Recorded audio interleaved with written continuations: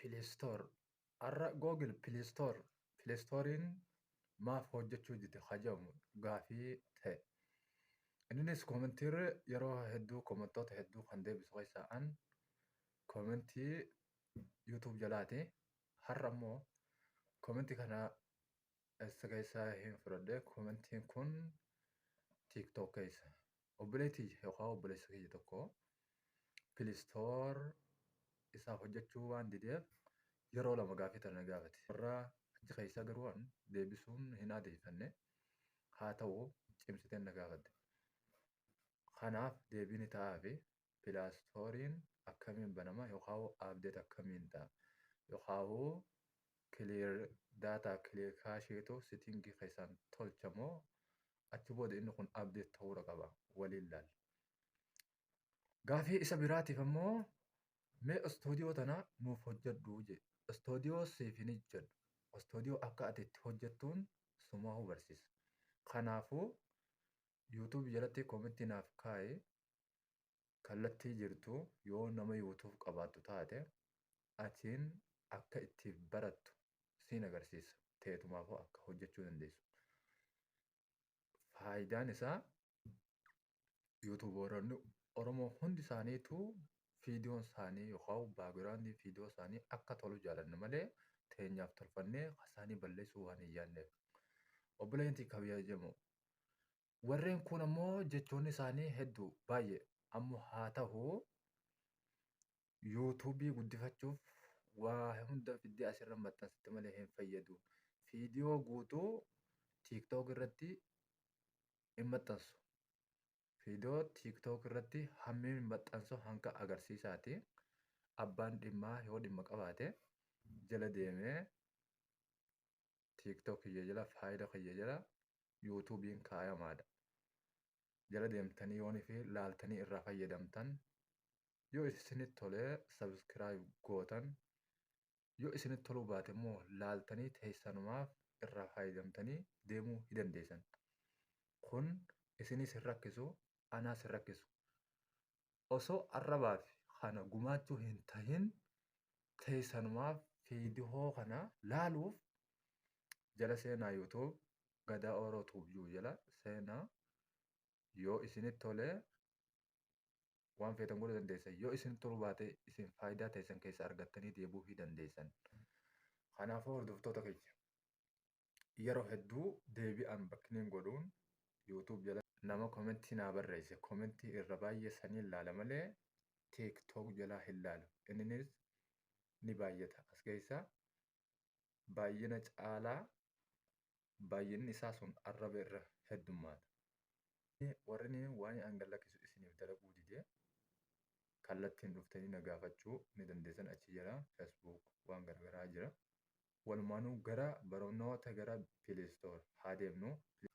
Akka inni yoonii fi didee update'itti ta'u kana waliin laalla. Obboleettii tiyya yookaan obboleessa kiyya atiis kan bakka sun si rakkise dhayixee laallaan irraa fayyadamaa taataa garas ilaala. Play Store karaa lamaan sirreessuu dandeenya. Karaa lamaan keessaa inni duraa karaa lamaan keessaa inni duraa maali waan jedhu settingii seenna. Settingii jawwaala keenya irraa qabnu seennee ilaalame. Settingii jawwaala keenya irraa qabnu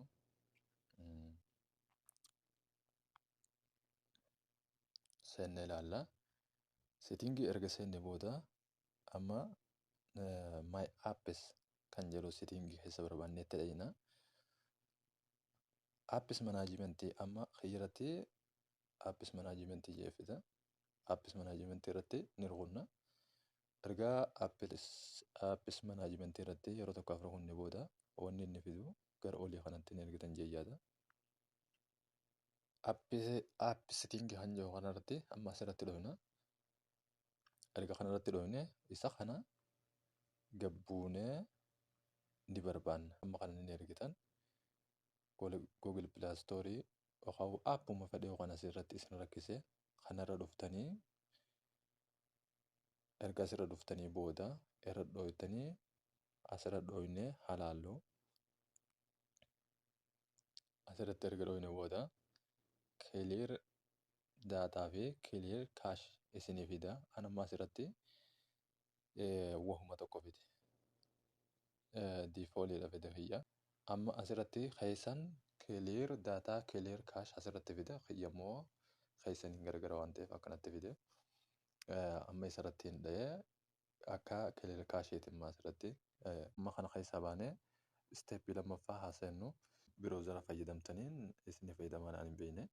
Amma isa kanaan hin fayyadamu waan ta'eef Chrome irratti dha'ee asirratti ni barreessina Play Store AppK. Play Store AppK kajuu kanarratti cuqaafna. Websaayitii inni duraa kana yoo nu fira dhooytanis daawunlood godhuu hin dandeessanii. Daawunlood godhuun ammoo akka wannaati akka silaa update godhuuf amma update appii kaan isa keessaan gooda. Inni immoo Googiliin kun yookaan Play Storeen kun asirratti kan lammaffaa websaayitiin lammaffaadha. Isa jalaa kanarratti kan lammaffaadha isa kana. Google Play Store haala koo isa hammanaa AppK for Android download kajuu kanarratti yoo dhooytaniis asiinis gabbuusuu dandeessan. Mi'aanuma kanarratti dhooynee laala websaayitii lammaffaadha akkamiin akka gabbuufachuu dandeenya. Irratti yeroo kunneen akkatti hogguu nuuf fide bifuma salphaadhaan bakka kana nuuf fida. Amma asirratti kan ni argitan asirratti dhooytan daawunlood irratti dhooynaan daawunlood isinii ta'ee rakkinni isaa bifa salphaadhaan furama jechuudha. Obboleeyyiin tiyya amma kiyyaa osumaan qabu daawunlood ta'uu jira jechuudha. Daawunlood ta'uu jira. Mataa gubbaa gad harkiftanii asirratti godhan raayit erga godhe booda asirratti dhooytan install ta'ee jira jechuudha. Install ta'ee jedhu kanarratti as install irratti ni dhooytan jira jechuudha. Play Storeen keenya bifa haaraa ta'een gabbu'ee jira.